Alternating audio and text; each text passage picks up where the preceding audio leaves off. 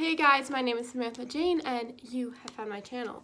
So welcome if you're new here, welcome back if you've been here before, like, subscribe, do all of that jazz.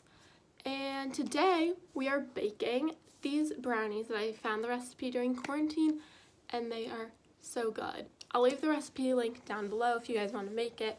In this video I did vary some of the ingredients a little to make it more what I personally like. But yeah, it tastes amazing and you should definitely bake them. So let's go. First things first, put your hair back and wash your hands, then preheat your oven to 350 degrees Fahrenheit. Then grease your pan. I just did some Pam to grease it and then wipe it around really good. After that, you're going to want to take some parchment paper and just measure it to the pan and put that down so you make sure not to get any brownie stuck to the pan.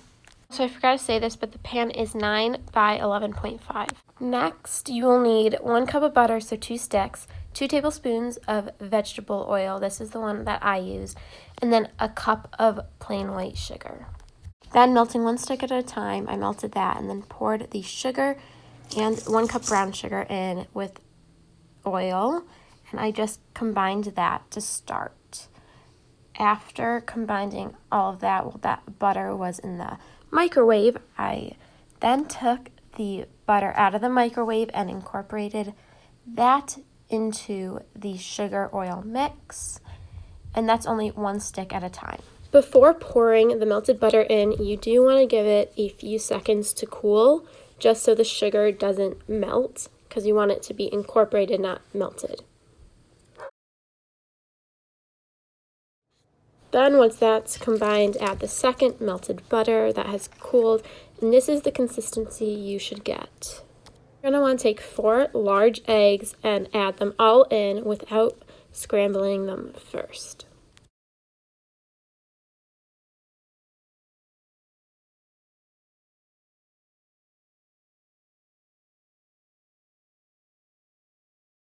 Next, adding 1 tablespoon of vanilla extract, you're going to pour that in and then start to combine the eggs, the sugar, butter mixture, and the vanilla extract until it is fully combined.